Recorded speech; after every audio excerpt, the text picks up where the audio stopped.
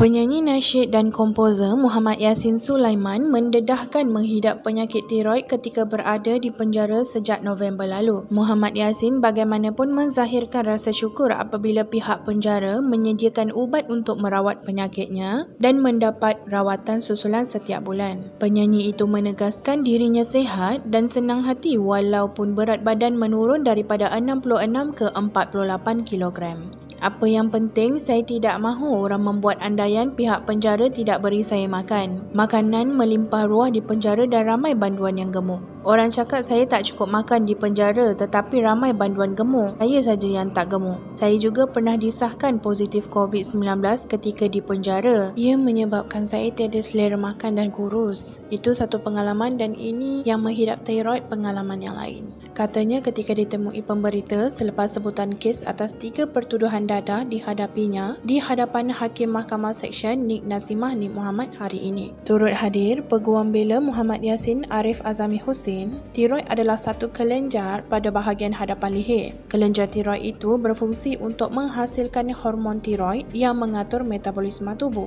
Gangguan pada kelenjar tiroid dan hormon tiroid akan menimbulkan gejala penyakit dan boleh menyebabkan penurunan berat badan, kadar denyutan jantung yang pantas dan keletihan sebelum menjurus kepada komplikasi lebih serius jika tidak dirawat. Terdahulu ketika prosiding, Arif Azami mengesahkan akan memfailkan representasi keempat kepada Jabatan Peguam Negara dalam masa terdekat bagi mengkaji pertuduhan dihadapi Muhammad Yassin. Pihak pembelaan memfailkan representasi itu atas arahan anak Guam selepas representasi ketiga atas tujuan sama ditolak 2 hari lalu. Penasyid itu didakwa memberikan dirinya dadah jenis 11 Nordelta 9 tetrahydrocannabinol 9 carboxylic acid di Pejabat Narkotik Ibu Pejabat Daerah Petaling Jaya pada jam 11.05 malam 24 Mac tahun lalu. Dia didakwa mengikut Seksyen 15(1)A Akta Dadah Berbahaya 1952 dan boleh dihukum mengikut Seksyen 15(1) Akta sama yang membawa hukum denda tidak lebih RM5,000 atau penjara maksimum 2 tahun jika sabit kesalahan.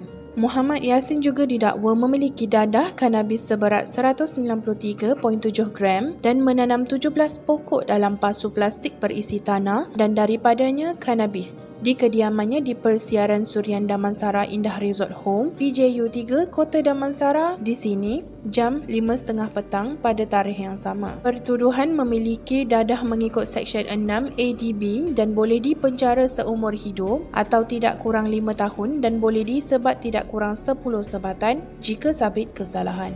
Bagi pertuduhan menanam pokok kanabis, pendakwaan dikemukakan mengikut Seksyen 6B(1)A ADB dan boleh dipenjara seumur hidup serta sebat tidak kurang 6 sebatan jika sabit kesalahan. Sementara itu, Arif Azami berkata kandungan representasi keempat itu tidak boleh didedahkan, namun secara kasarnya ia membabitkan pertimbangan terma untuk kepentingan awam yang munasabah dan adil. Kita tidak meminta sesuatu yang luar biasa. Ada asas dan sokongan dokumentasi dalam representasi yang dibenarkan mengikut undang-undang. Pembelaan tidak meminta sesuatu yang pihak pendakwaan tidak boleh berikan. Sebab itu, kita tetap yakin walau representasi ketiga ditolak, kita akan masukkan representasi keempat dengan sedikit perubahan terma. Kita tetap optimis kes ini boleh diselesaikan tanpa melalui perbicaraan kerana Yassin dalam kategori tertuduh yang unik dan boleh diberi peluang. Banyak luahan hati Yassin termasuk keadaan kesihatan makin merosot dimasukkan dalam representasi katanya.